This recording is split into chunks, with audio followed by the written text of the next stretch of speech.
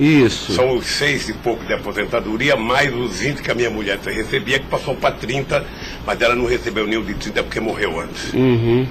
Mais ou menos, então, 26 mil, é isso? Não, pode dar 30 mil. 30 mil reais mensais. Tem mais porque tem doação para meus filhos. Uhum. Tá, porque eu não tenho... Não, mas o senhor, pessoalmente, só quero saber isso. Eu poderia chegar a quanto? 50 mil? Tá, 50 mil reais mensais. Eu não sei, eu tô tentando chutar aqui, doutor. Tá, aproximadamente... Eu posso depois mandar por escrito, sabe, o que... Tá, é porque é importante, porque o juiz precisa fixar... O rendimento fixo que eu recebo todo mês é esse, são 6 e pouco da anistia, e era 20, agora passou para 30. 26 mil, então. A Lewis que paga. Tá, 26 mil reais. Depois o advogado manda para o senhor aí o total do rendimento das doações. Tá bom. Estado civil viúvo, tá? 4, nenhum menor de idade. Tá. Grau de instrução do senhor. Grau de instrução. Um curso primário e um curso técnico. Tá. Curso primário e curso técnico.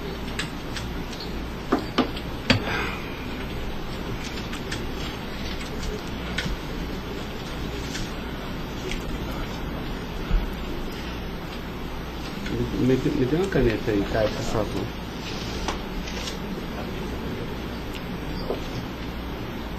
Pode gravar, Caio. Senhor Luiz Inácio, eu vou pedir então ao senhor para responder agora as perguntas no microfone, porque a partir desse momento a audiência vai ser gravada, tá?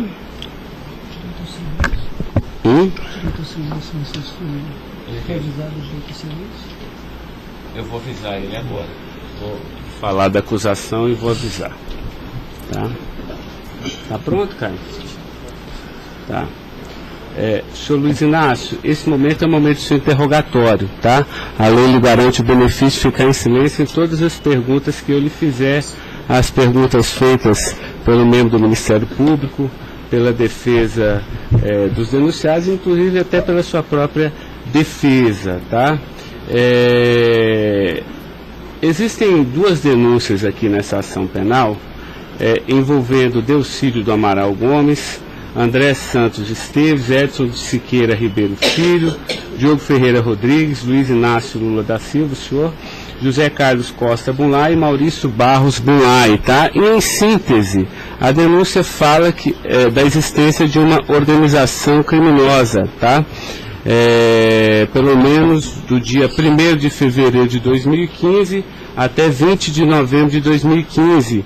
E a denúncia narra que todos esses denunciados teriam se esforçado para evitar ou para menos modular e conseguiram retardar a celebração de um acordo de colaboração premiada entre o Ministério Público Federal e Nestor Severo, tá? Depois a denúncia narra que um crime de patrocínio infiel, tá? Cometido pelos denunciados também, e de exploração de prestígio, tá? Bom, o senhor tem conhecimento desses fatos, tá? Né?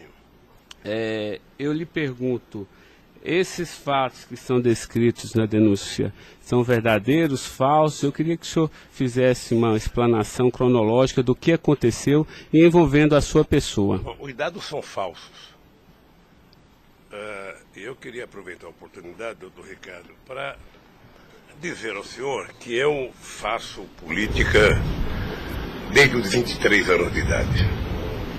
Comecei em 1968 pelo movimento sindical. Depois fizemos as greves mais importantes desse país, depois do regime militar. Depois resolvemos que o sindicato já era muito limitado para a luta democrática desse país, resolvemos criar um partido político.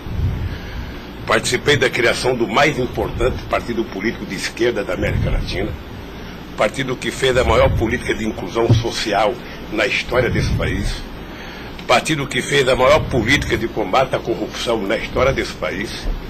Se nós analisarmos o que aconteceu de 2003 até dezembro de 2014, a gente vai perceber que o Ministério Público, a Polícia Federal, a Controladoria Geral da República nunca tiveram, e a Controladoria nunca tiveram tanto apoio e tantas mudanças legislativas para melhorar a eficácia do combate à corrupção como nós fizemos. E há mais ou menos 3 anos, doutor, eu tenho sido vítima de eu diria quase que de um massacre. Ou seja, eu acho que todos aqui têm dimensão do que é um cidadão que foi presidente da República, que foi considerado o mais importante presidente da história desse país, que saiu com 87% de aprovação de bom e ordem, que fez com que o Brasil fosse respeitado no mundo inteiro e virasse protagonista internacional, de repente é pego de surpresa por manchetes de jornais, por notícias na televisão, todo dia, todo santo dia, no café da manhã, no almoço e na janta, alguém insinuando, tal empresário vai prestar uma delação e vai acusar o Lula. Tal deputado vai prestar uma delação e vai acusar o Lula. Agora vão prender fulano, agora vão pegar o Lula. Agora vão pegar fulano e vai prender o Lula. Prenderam o Odebrecht, vai delatar o Lula. Prenderam o Aoeste, vai delatar o Lula. Prenderam o Bunlai, vai delatar o Lula. Prenderam o Delfídio, vai delatar o Lula. Prenderam o Papa, vai delatar o Lula. Eu esperando pacientemente. Por isso eu estou muito, muito orgulhoso e prazeroso de estar aqui para poder, na frente de um juiz imparcial, contar a versão desse fato. Primeiro, me ofende profundamente a insinuação de que o PT é uma organização criminosa. Me ofende profundamente, porque é o mais importante partido criado nesse país, criado pelos trabalhadores, dirigido pelos trabalhadores, e que fez nesse país o que ninguém nunca fez. E combater a corrupção não é virtude, é uma obrigação moral e ética. E isso eu aprendi com uma mulher que nasceu e morreu analfabeta. Segundo, esse partido conseguiu fazer com que as instituições fossem fortalecidas.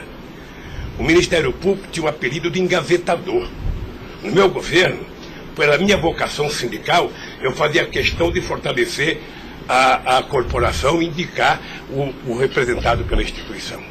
A Polícia Federal, quantos processos eram engavetados, quantas pastas sumiram nesse país. No meu governo, a Polícia Federal tinha que fiscalizar, tinha que investigar, teve dinheiro para investimento de inteligência e os delegados sabem como é que eles foram valorizados. E eu dizia, só tem um jeito de ninguém ser pego nesse país, é ser honesto, é não fazer nada errado. Pois bem, a Controladoria Geral da República não existia. Era uma peça de ficção quando eu cheguei no governo. Eu coloquei primeiro o ministro Valdir Pires, ex-governador da Bahia, depois eu coloquei um juiz, o nosso amigo Jorge Arge, que quem conhece sabe que não brinca em serviço. E ele sabe que a ordem que ele receber é o seguinte, olha, tem que controlar e tem que fazer com que as pessoas saibam que honestidade não é mérito, é obrigação. Pois bem, e agora eu estou nessa... Só sabe o que é levantar todo dia, sabe, achando que a imprensa está na porta de casa porque eu vou ser preso? Ah, porque não sei quem delatou Lula vai ser preso, porque não sei quem delatou Lula vai ser preso. E eu tenho dito, eu duvido, antes, durante e depois, os que estão presos e os que vão ser presos, que tenham um empresário ou um político que tenha coragem de dizer que um dia me deu R$10, ou que tenha coragem de dizer que um dia o Lula pediu 5 centavos para ele. Eu não faço isso porque sou melhor do que os outros, não. Eu faço isso porque quem chegou à presidência da República como eu cheguei, depois de perder 3 eleições, não tinha o direito de errar. Fiquei 8 anos no meu mandato, doutor, 8 anos, sem ir num jantar, sem ir num aniversário, sem ir num casamento, exatamente para não dar pretexto de aparecer aqueles que vão tomar uma champanhe e vêm pedir um favor. E vem tirar fotografia com o celular para depois explorar essa fotografia. Eu fico orgulhoso de estar prestando depoimento e chateado por uma ilação feita nesse processo contra mim pelo senador Delfídio. Portanto, eu queria lhe dizer que eu estou aqui para responder toda e qualquer pergunta. Se tem um brasileiro nesse momento que quer a verdade e deseja a verdade nesse país, sou eu. Portanto, estou à inteira disposição para responder tudo e a todos do jeito que vocês perguntarem. Tá, adentrando então na peça acusatória, senhor Luiz Inácio, A denúncia narra aqui 7 fatos. Diz aqui que no dia 8/4/2015, o senhor reuniu-se com o Delcídio Amaral no Instituto Lula, em São Paulo, e o senhor teria exortado a Delcídio a adoção de medidas para a compra do silêncio de Nestor Severo, de forma a que o Nestor, não celebrasse o acordo de colaboração premiada com o Ministério Público Federal. Vamos por fatos, que eu acho que fica mais fácil, a gente faz o encadeamento temporal aqui da denúncia. Esse fato existiu, Delcídio foi lá, pediu para o senhor, o senhor teria pedido a ele para que ele intervisse e pudesse pelo menos ocultar fatos que pudesse relacionar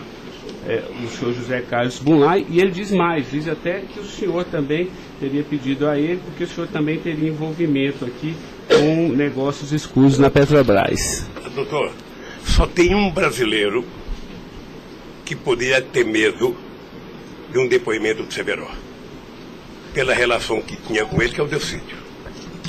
Eu não tinha relação com o Severo. Portanto, eu não tive nenhuma preocupação com o depoimento de nenhum empresário, de nenhum diretor da Petrobras, porque não tem essa relação com eles. Portanto, o Delcídio contou uma inverdade nesse processo. Mas essa reunião existiu? Deve ter tido muitas reuniões com o Delcídio. Ele era senador da República, era líder do governo, nós conversamos muitas vezes, em São Paulo e em Brasília, e com outros deputados. Lá no Instituto Lula? Várias vezes o Delcídio esteve lá. Várias vezes. Ok. Eu iria perguntar por fatos aqui, mas assim, pelo que o senhor está falando, senhor, ele teve lá, o senhor admite que conversou com ele, mas não houve essa conversa para adoção de medidas, o senhor teria pedido para ele, porque o senhor, José Carlos Bunlai é amigo do senhor. Doutor Ricardo, deixa eu dizer uma coisa. Eu não tenho nenhuma razão para ter qualquer problema com o depoimento do Severo. Mas nenhuma razão. Não o conheço, não tive convivência com ele. Portanto, o depoimento do Severo era um problema para o Delcídio e não para mim, que teve uma convivência com ele ainda no governo anterior, antes do meu governo, quando foi diretor de óleo e gás da Petrobras. Não foi comigo. Tá, não surgiu essa conversa, então. Não surgiu. Não se tocou. Se o senhor falar da Lava Jato? Doutor, da Lava Jato, hoje no Brasil, a gente fala no café, no almoço, na janta e ainda depois da novela.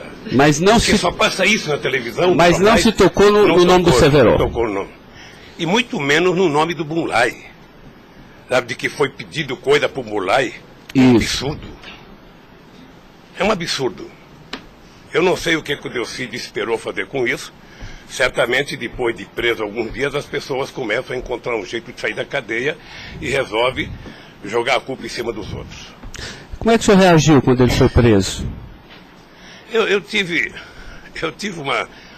uma reação que eu sei que ele não gostou, quando ele citou que o juiz da primeira corte, do Superior Tribunal, ele tinha conversado com ele. Eu disse, esse cara é um imbecil, sabe? Porque mas nem na morte você citaria se você teve ou não uma conversa com a Suprema Corte sobre um processo.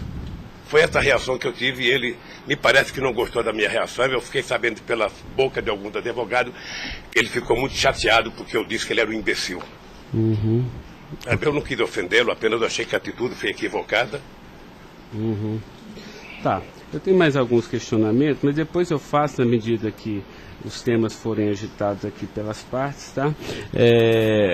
O Ministério Público tem perguntas, doutor? Bom dia. Acabei não vendo a sua chegada, mas não revelo. Em nenhuma dessas reuniões o Delcídio comentou sobre o receio que ele teria sobre as delações do Severo? Não, ele não comentou, mas era sabido por todo mundo que acompanha todo esse processo da relação histórica do Delcídio com o Severo. Tem até um livro publicado por uma jornalista da revista Veja que mostra claramente a relação do Delcídio com o Severo. Era muito antiga, sabe? No governo passado, no governo anterior ao meu, porque ele chegou, acho que até a ser ministro interino de Minas e Energia. senhor acredita que a referência ao seu nome tenha sido útil para o Delcídio conseguir a delação premiada? Olha, por tudo que eu vejo todo dia na imprensa, eu acho que tem alguém instigando de falar meu nome. Eu fico sabendo de notícia, não sei se é verdade, nos blogs, nos colunistas, de que todo dia alguém vai para cá depoimento e fala o nome do Lula, cita o nome do Lula, cita o nome do Lula. Eu canso de ouvir isso todo santo dia, sabe? É bem possível que eu vi uma entrevista dele na Globo News que parecia que tinha recebido o prêmio Nobel da delação, a disfarçatez, sabe? Como ele estava se desenvolvendo, eu fui no Roda Viva. Ou seja, depois que fazem a bobagem que fez, se é que fez, ele teria que jogar nas costas de alguém.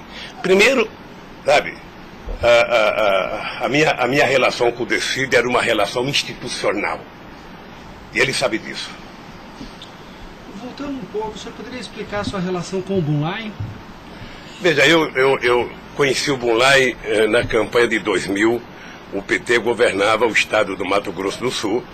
E eu precisava fazer uma gravação para um programa de televisão da campanha para falar com o setor do agronegócio. E aí o governador do PT disse que tinha um amigo lá e me levou na fazenda dele, me parece que em Miranda. E eu fui nessa fazenda, uma boa fazenda. Até depois eu fui pescar nessa fazenda, fiquei 4 dias no Rio Miranda, não peguei nenhum peixe. Mas gravei um programa, foi um programa de sucesso. Depois eu ganhei as eleições e depois estabeleci uma relação com o Zé Carlos Bunlai. Qual o conhecimento ou participação que o senhor teve na questão do empréstimo do Banco Chain ao PT que teria sido feito com a intermediação do Bunlai? Eu não, já disse isso, eu não tenho nenhum... Fiquei sabendo de que o Bunlai tinha feito o empréstimo pela imprensa. O senhor teve conhecimento de que para quitar esse empréstimo, houve a contratação pela Petrobras, da empresa Chain Engenharia, na questão Fiquei da sabendo também pela imprensa, e me parece que numa pergunta que o Ministério Público já me fez. Após esses fatos, sobre a saída do Cerveró do posto da diretoria da Petrobras, há uma informação na denúncia relativa a divisões de indicações por partido de diretorias na Petrobras. Diretoria de abastecimento seria normalmente indicada pelo PP, diretoria de serviços pelo PT, diretoria nacional pelo PMDB. O senhor tem conhecimento disso? Veja, deixa, doutor Ivan, dizer uma coisa que me parece que está virando costumeiro isso no depoimento, que é a falta de compreensão do que significa um governo de coalizão em qualquer parte do mundo. E parece que tem pessoas com dificuldade de compreender isso. Aliás, no depoimento do presidente Fernando Henrique Cardoso, ele foi muito bem ao explicar o que é um governo de coalizão.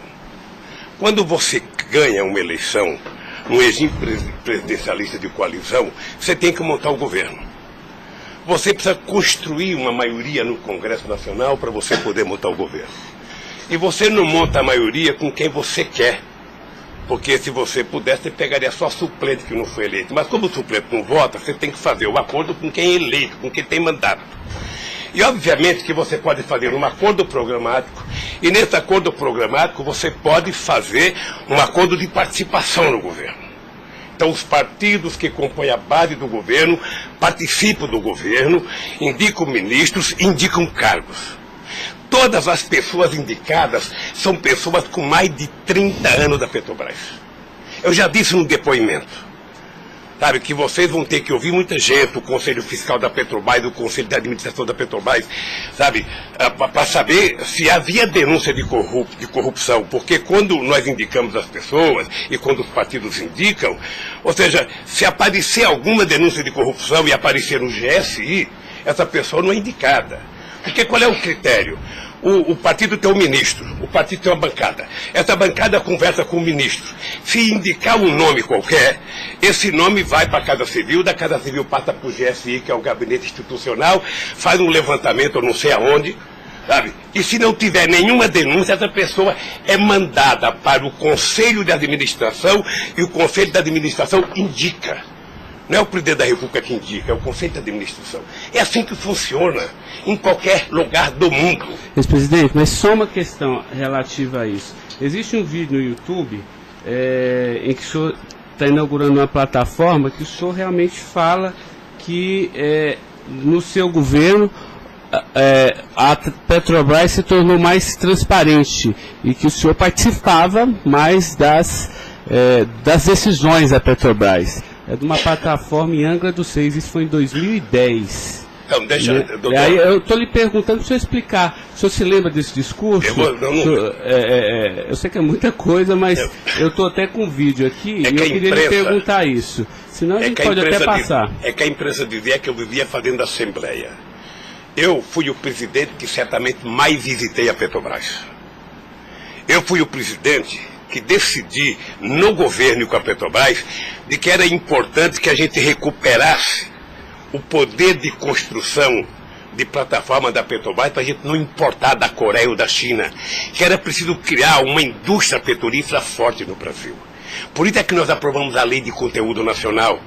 65% de tudo que fosse construído de plataforma ozônica teria que ser feita no Brasil, para a gente ter uma política industrial, para a gente definir uma política de engenharia, de ciência e tecnologia, porque o Brasil é um país grande, o Brasil não pode ser um serviçal, o país não é uma republiqueta.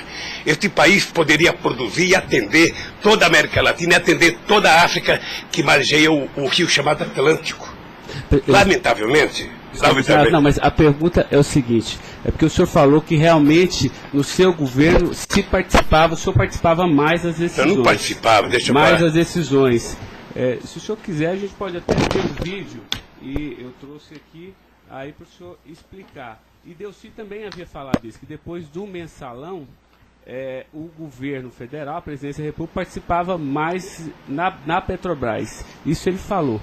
Deixa eu lhe falar uma coisa, o papel do governo, o governo participa na Petrobras através do Conselho da Petrobras. O Conselho da Petrobras tem vários ministros, tinha a ministra de Minas e Energia. Tá? Eu, durante todo o tempo da Petrobras, eu só participei de uma reunião de definição da política estratégica da Petrobras. A discussão de investimento para os próximos 20 anos. Se a gente ia recuperar a indústria naval, se a gente ia recuperar a indústria de sonda, de plataforma, se a gente ia discutir, sabe, exportar, se a gente ia fazer a lei de partilha, se a gente ia fazer com que o petróleo voltasse a ser do povo brasileiro, como nós conseguimos fazer. Nessas decisões estratégicas eu participei de uma reunião. Tá, mas de cargo então não. De cargo não. Porque tem o Fernando Soares que fala que o senhor realmente definia também essas questões. Não definia cargo. Quando havia briga no PMDB, ou que, não. Quem decidia, se não se decidir, era o senhor que realmente... Deixa eu lhe dizer uma coisa para o senhor. O presidente não indica cargo na Petrobras. O presidente recomenda ao Conselho da Petrobras a indicação de tal pessoa indicada por tal partido político a partir da capacidade técnica das pessoas. É assim que funcionava no governo anterior, é assim que funcionava certamente no governo militar, é assim que deve funcionar hoje. É assim que deve funcionar hoje. Porque a Petrobras é uma empresa de engenharia muito poderosa e você não pode ficar colocando gente que não tem expertise para fazer determinadas coisas. Tá. Mas a expressão foi essa aqui, eu anotei. A gente sabe o que acontece lá dentro. O que o senhor quer rever o discurso? Eu não preciso rever, não. Tá. Assim, porque isso me chamou a atenção. A gente sabe, quer dizer, antigamente era uma caixa preta, foi esse o contexto. E agora a gente sabe o que acontece lá dentro. Quais foram os mecanismos que o senhor tomou, então, para que a Petrobras realmente ficasse mais transparente? A fazer com que o Conselho acompanhasse mais as decisões. Porque como a Petrobras é muito grande, entre uma decisão do Conselho da Petrobras, uma aprovação da diretoria e os acontecimentos nas engenharias da Petrobras, são milhares de pessoas que participam daquilo. É por isso que um dia um presidente chegou a falar que ele é uma caixa preta que ninguém sabe. Então vamos tentar saber, sabe? Fazendo com que as coisas funcionem mais democraticamente. Por exemplo, quando nós descobrimos o pré-sal, nós tivemos uma decisão estratégica do que fazer com o petróleo. O petróleo não é das empresas estrangeiras que vêm aqui comprar gás e óleo, não. O petróleo é nosso. Então eles vão ter que pagar para o governo. É por isso que nós aprovamos 75% do ROT para a educação. É por isso que nós aprovamos a partilha, que é o que incomodou muita gente no mundo, o que incomodou as grandes petroleiras. É esse país que tinha complexo de vira-lata, virar dono do seu nariz. Okay. Eu sei que isso incomodou muita gente. Incomodou muita gente no mundo inteiro. Sabe, e agora estão tentando desmontar. Porque um país que não se respeita, um país que não tem soberania, um país que não tem empresas de porte extraordinário como a Petrobras e vende tudo, sabe, sinceramente, não é um país. Ok. Doutor Ivan, só porque o senhor tocou no tema, eu quis aproveitar, tá? Mas pode continuar, pode prosseguir. A pergunta é relativa à diretoria internacional, que ela foi ocupada pelo Cerveró e depois pelo Zelada. Ambos foram indicações do PMDB ou o Cerveró foi indicação do PT e o Zelada... Não, eu já tive a oportunidade de dizer isso. Isso foi indicação do PMDB. Ambos? Não sei se de todo o PMDB ou da bancada do PMDB de Minas Gerais, que foi indicado o Zelada para diretor internacional da Petrobras. O critério é o mesmo. O Zelada foi indicado, passa na Casa Civil, passa no GSI e é mandado ao Conselho da Petrobras, que decide. Não, perfeito. Mas e o Cerveró? Ele tinha sido indicado anteriormente pelo PT ou pelo PMDB? Pelo PMDB pelo também. PMDB. Eu acho, eu falo quase com certeza absoluta pelo PMDB. É o que diz a... Eu falo quase que com certeza absoluta. A pergunta é o seguinte, com a troca pelo Zelada, a saída do Cerveró desse posto de diretoria, ele acabou sendo indicado para a BR Distribuidora. No próprio depoimento do Cerveró, ele afirma que isso teria sido como um reconhecimento pelo papel que ele prestou no auxílio da contratação da Chaim pela Petrobras, na questão do navio sonda. Me parece que ele não diz isso exatamente. Me parece que ele utiliza a palavra acha que foi isso. É diferente de dizer que ele disse. Ou seja, ele acha que foi isso. Deixa eu lhe falar uma coisa. Eu não conheço o Cerveró. Conheço agora que ele ficou famoso. Tá? Quando eu vi o Cerveró, eu vi a en passant em reuniões coletivas. Portanto, eu não tinha nenhum interesse de tirá-lo e nenhum interesse de colocá-lo. Nenhum interesse. Para mim, se uma força política que compunha o governo indicasse ele ou outra pessoa e tecnicamente ele fosse reconhecido pelo conselho da empresa que o indicou, para mim estava perfeito. E veja, durante todo esse período não houve uma única denúncia contra nenhum deles. A denúncia começou a acontecer porque o juiz Moro começou a fazer escuta durante 8 anos num bandido chamado Rousseff, e aí então, em 8 anos dá para pegar alguma coisa. Pegou esse negócio. O senhor tem conhecimento de quem teria feito a indicação do nome do Cerveró para a BR Distribuidora? Se foi algum partido? Eu não sei se foi um partido ou se foi através do Zé Eduardo Dutra, que devia ter relação com o Cerveró, porque ele tinha sido presidente da Petrobras. Ele deixou de ser presidente da Petrobras e foi ser presidente da BR. E ele pode ter chamado o Cerveró, ou o mesmo partido que tinha indicado o Cerveró e depois tirou o Cerveró pode ter pedido para ele ir para lá. Eu suponho que seja isso. Ok. O senhor conversava com certa frequência com o Bunlai por telefone, dentro dessa relação de amizade? Não era meu amigo. Conversava com ele. Com que frequência o senhor... Não sei, querido. Sabe, ultimamente o Bunlai andava com doença nos olhos, achando que ia ficar cego, estava passando muito tempo em Miami para se tratar, depois estava se tratando de um câncer. Sabe, eu sei que ele não andava bem nos últimos tempos, com problema de doença. Porque a denúncia cita algumas ligações de um telefone que pertenceria ao Instituto Lula. O senhor utilizava esse telefone do Instituto Lula para conversar com o Bunlai também, ou normalmente só no seu celular? Mas qual é o crime do Bunlai ligar para mim? Não, eu estou tentando esclarecer os fatos, presidente. Ligado, eu conversava com o Bunlai, tinha um profundo respeito pelo Bunlai, um profundo respeito. O Bunlai sabe perfeitamente bem que a relação que ele tinha comigo não permitia que discutisse qualquer negócio, porque eu não levo para casa ninguém para discutir negócio. O negócio eu discutia no palácio. Mas o senhor sabe se ele utilizava o nome do senhor? Porque o Salim Chaim e o Fernando Chaim confirmam que José Carlos Bunlai disse que Luiz Inácio Lula da Silva interveio na contratação da Chaim pela Petrobras. Está descrito na peça do Ministério Público. Doutor, se o senhor soubesse quanta gente usa o meu nome em vão, de vez em quando eu fico pensando para as pessoas lerem a Bíblia, para não usar tanto meu nome, João. Tem gente que faz campanha financeira em meu nome, tem gente que é candidato em meu nome, tem gente que faz panfleto dizendo que eu estou apoiando, tem gente que coloca a fotografia minha dizendo que eu estou apoiando ele, sabe? Não tem como fazer isso. Se alguém falou, sabe? Se alguém falou, somente o Zé Carlos Bunlai pode provar isso, ou o Chaí na frente dele. Eu duvido que o Zé Carlos Bunlai, ou algum outro empresário, ou algum outro, desses que já prestaram depoimento, diga que um dia eu chamei ele para conversar sobre tal coisa, sobre qualquer coisa. Sabe por quê, doutor? Porque eu tinha noção de que o único jeito de eu governar esse país dignamente era não permitir qualquer promiscuidade na minha relação com os agentes empresariais ou os agentes políticos. A afirmação seria que o senhor estaria abençoando o negócio da Chaim pela Petrobras. O senhor não... Nem abençoando, nem amaldiçoando, porque eu não sabia. Sem mais perguntas, excelência. A defesa, então, a sua defesa vai ser a última a perguntar. A sua defesa de Delcídio Amaral.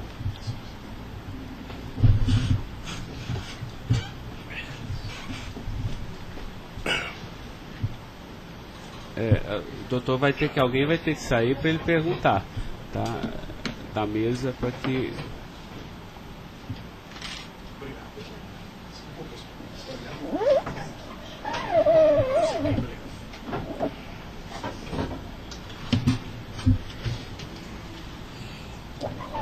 Bom dia. Bom dia. O senhor já mencionou que, de sua parte, não haveria nenhum receio na delação de Nestor Cerveró. A indagação que eu faço é se, da parte de Bunlai, seu amigo, se ele lhe confidenciou algum receio da delação do Cerveró. Nunca. Nunca. Nunca. Ele mencionou se conhecia o Cerveró? Quem, o Bunlai? O Bunlai. Não, nunca falou comigo do Cerveró. Nunca? Nunca falou comigo do Cerveró. Nem tampouco o senhor soube se ele... Quem falava comigo do Cerveró era o Delcídio. Que era amigo do Cerveró. Amigo do filho do Cerveró. Perfeito. O senhor tem conhecimento se a delação do Nestor Cerveró foi utilizada como um dos fundamentos para a condenação do senhor Bunlai? Não tenho. Não tem conhecimento. Não tenho. Tá certo. Eram só essas as indagações. Excelência, muito obrigado. Obrigado, senhor ex-presidente. A defesa de André Esteves tem questionamentos? Não tem? A defesa de Edson Siqueira Ribeiro Filho.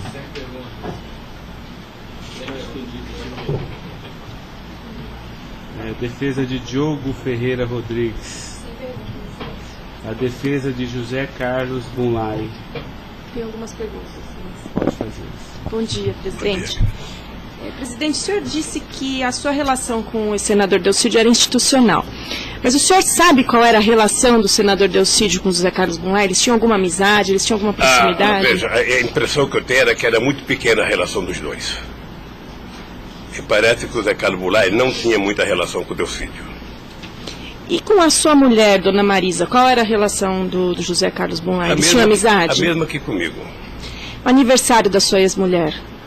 Quando ela fazia aniversário? Ele ia no aniversário da minha mulher. Mas o dia do aniversário dela? Dia 7 de abril. O senhor sabe se ele fez alguma ligação para ela no aniversário dela? A ligação do dia 7, eu já fiquei sabendo da ligação do dia 7. Bem.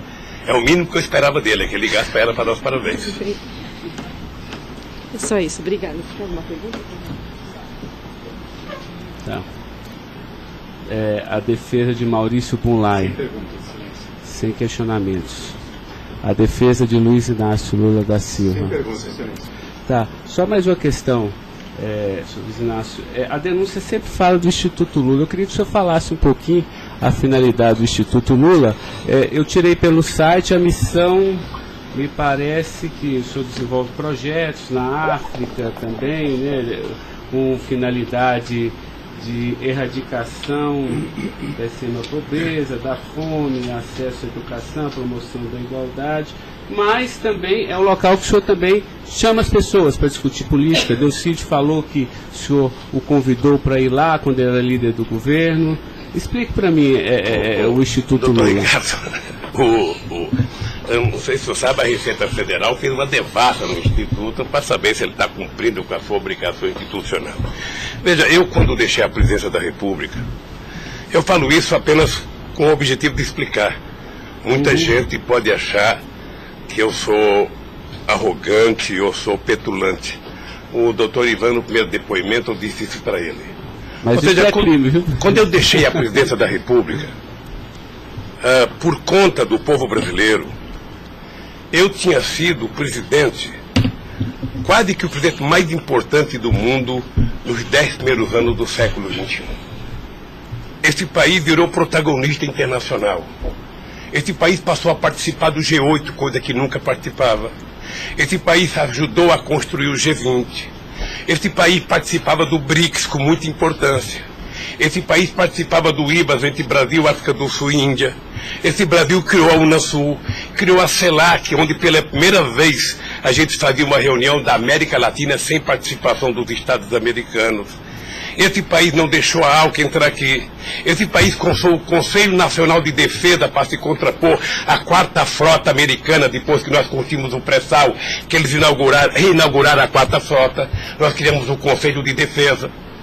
Então, nós fizemos a maior política de inclusão social da história desse país. 36 milhões de pessoas saíram da extrema pobreza e 40 milhões ascenderam à classe média. Isso é uma Argentina, isso é uma Colômbia. A bancarização do povo pobre foi com 70 milhões de pessoas entraram no sistema financeiro. É uma Colômbia e uma Argentina junto. Tudo isso em 12 anos. Olha, eu saí da presidência e eu queria fazer com que a América Latina e a África adotassem as políticas públicas que nós adotamos no Brasil. O programa Luz para Todos. O programa PA, que era a compra de alimento para o pequeno produtor.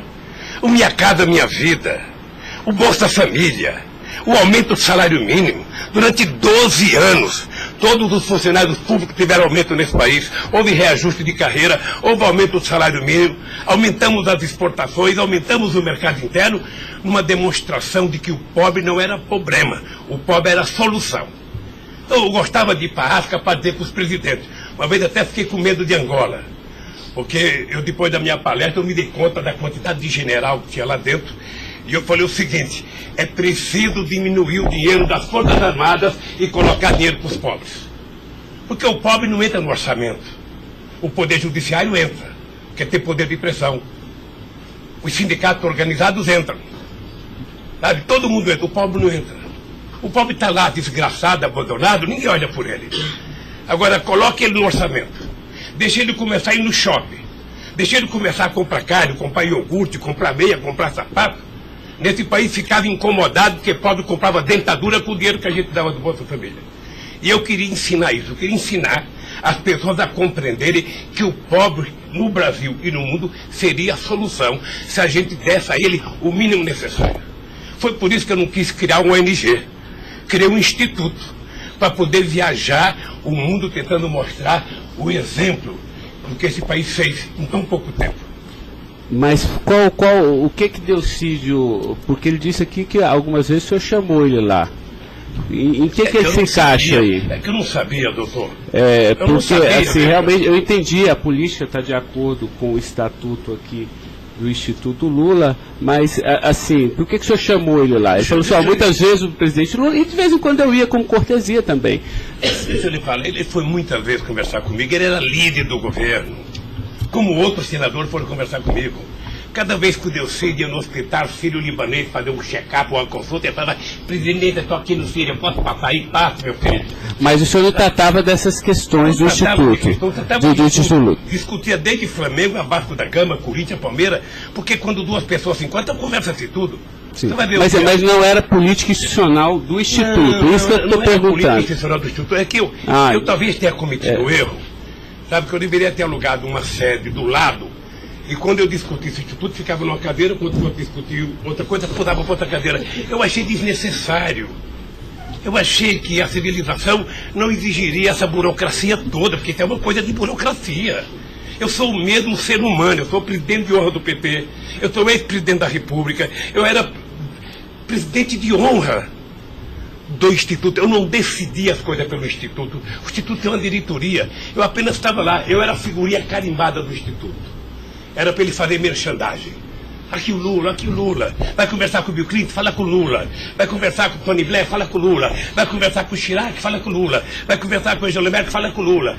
Sabe, eu tive o prazer, doutor Cláudio, de ser o ex-presidente da República, que em todas as viagens do mundo que eu fiz, depois de deixar a presidência, era recebido pelos presidentes.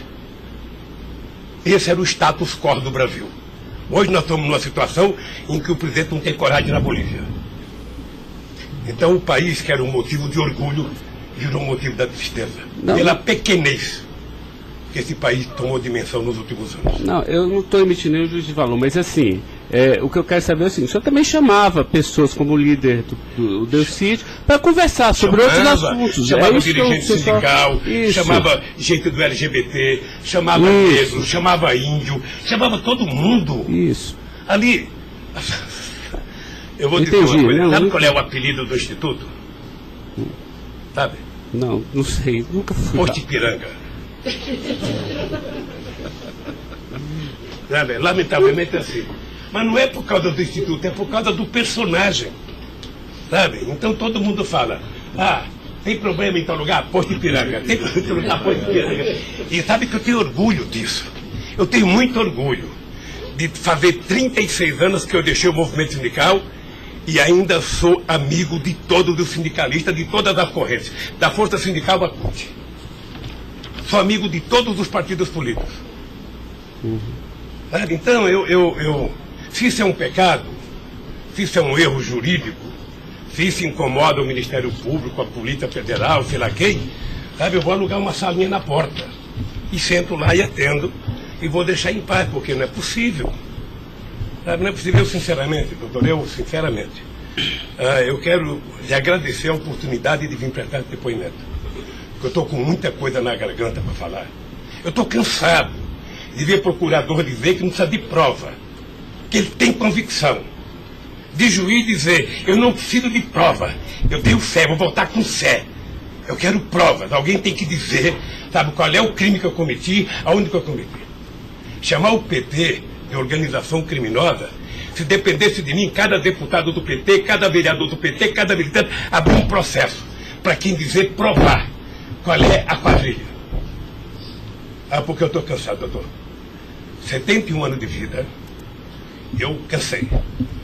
Cansei de ver, sabe, as instituições que eu ajudei a criar desde a Constituinte, para valorizá-las, desprestigiadas por comportamento pessoal.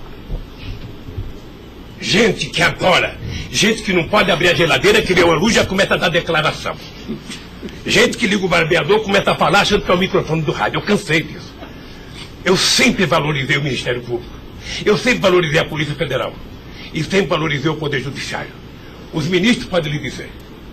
Eu indiquei quase todos. Nunca pedi para eles um favor pessoal. E não peço. Porque a instituição tem que ser forte, não para me ajudar, para garantir a democracia desse país. Lamentavelmente, tem pessoas que não pensam assim. Eu, quando vejo um jovem procurador ir para a televisão falar 1h30 e depois dizer, não me peçam provas, eu tenho convicção, não dá, doutor. Não dá para aceitar isso como uma coisa séria nesse país que está jogando a cada vez mais a oportunidade de se transformar num país grande.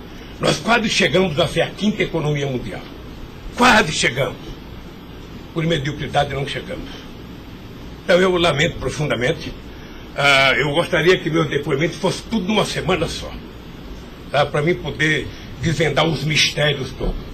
E acabar com essa hipocrisia. Fulano vai prestar depoimento, fulano vai delatar, fulano vai não ter das contas, fulano, e o Lula vai ser citado. Quem sabe está na hora de chamar o dono da Globo, da Record, da Bandeirantes para prestar depoimento para ver se eles me delatam. Porque o que eles dizem que vão me delatar, eu duvido que tenham coragem de me delatar, porque não tem nenhuma prova e nunca conversaram comigo sobre qualquer crime. Doutor, eu aprendi a andar de cabeça erguida. E sabe que custa muito. Para quem nasce na elite, não precisa nada. Mas para quem vem lá de baixo, sabe, não deixar ninguém colocar cangaia no seu pescoço, não é fácil. Esses dias eu sei de uma história, de um depoimento, de um processo que eu abri contra uma jornalista, até vou contar isso que ninguém sabe aqui. E eu acusei uma jornalista que falou em qualquer país democrático do mundo, ela seria presa, porque ela falou de um presidente da República. E ela foi prestar julgamento. E a advogada, acho que a nossa advogada, me chamou de doutor. Aí o juiz começou a rir. Ah, mas ele não é doutor? Ele não é doutor? Como é que você chama ele de doutor? Não, estou chamando dele de doutor porque ele tem vários diplomas de doutor honoris causa. O juiz deu uma gargalhada e pouco tempo depois inocentou a jornalista. Eu vou recorrer até a Suprema Corte. Aos 71 anos eu não sei quanto tempo de vida que eu tenho, mas eu tenho fé em Deus de ver essa jornalista ser educada. Porque, em nome da liberdade de imprensa, ninguém pode avacalhar a vida dos outros. Ninguém pode. E o que eu estou vendo nesse processo? Tem gente que acha que eu sou contra a Lava Jato. Pelo contrário. Pelo contrário. Eu quero que a Lava Jato vá a fundo para ver se acaba com corrupção. O que eu sou contra é tentar criminalizar a pessoa pela imprensa e não pelos autos do processo. O que eu sou contra é execrar, é condenar. Eu conheço pessoas que tivessem liberdade seriam mortos na rua. Tal é. Sabe quantas horas eu tenho de notícias negativas contra mim no Jornal Nacional em 8 meses, 16 horas? Nenhum político no mundo aguentaria isso. E eu vou matá-lo de raiva, porque toda pesquisa vai aparecer na frente. Para eles saberem que nem sempre eles podem brincar com as pessoas. Sabe? Então o juiz, o promotor, o delegado, não tem que ficar fazendo, sabe, pirotecnia com as pessoas. A primeira apura, investigue e condene. Quando condenar, bote na cadeia. E acabou. Sabe, não é tirando fotografia de criança, mostrando casa, mostrando não sei das quantas, inventando mentiras, inventando ilações. Então, quero lhe dizer que o senhor está diante de um homem que está disposto a prestar tantos quantos depoimentos for necessário. E quero que todo mundo saiba, se tem um brasileiro que quer a verdade nesse país, sou eu. E não me venham com mentiras ou com ilações. Porque um cidadão que nasce no Nordeste e não morre de fome até os 5 anos de idade, não tem medo de cara feia. Eu quero defender a minha honra, que é o valor mais importante que eu tenho. Então eu quero lhe agradecer esse depoimento e a liberdade de poder dizer essas coisas que eu até agora não tinha falado, mas eu cansei, eu vou falar. Então, Luiz Inácio, o momento é do senhor, tá? A sua defesa, o senhor tem todo o direito de falar. Só mais uma questão para a gente encerrar, acho que ninguém tem mais questionamentos. O presidente do Instituto Lula, na época, em 2015, era o doutor Paulo Camoto. Ele não participava de nenhuma reunião, assim, com o senhor, às vezes, ou participava, ou era bem informal, não, como o senhor disse? Eu sou um pouco relaxado, sabe? Porque Delcídio disse aqui que as reuniões eram somente ele e o senhor, que as coisas era só... Não ficava ninguém na sala. É isso? O senhor confirma isso? Eu tenho pelo Delcídio, eu não vou levar muito a sério o que ele disse. Tá? Mas deixa eu falar, eu aqui, quando eu era presidente da República, eu brigava com a minha assessoria que achava que eu tinha que ter uma liturgia. A liturgia é importante, presidente. Você não pode andar no corredor abraçando as pessoas. A porta não pode ficar aberta, sabe? Então, no Instituto, sabe, tem hora que a conversa é pessoal, tem hora que entra 10 pessoas, 5 pessoas, 6 pessoas, 4 pessoas. Mas de total transparência, é isso que o senhor quer falar? Quando uma conversa sigilosa, eu faço uma conversa sigilosa, sabe? Ok. Tá bom. Agradeço a presença do senhor para esclarecer os fatos, tá? Ninguém tem mais questionamentos, então está encerrado, tá encerrada a audiência. Na fase do 400.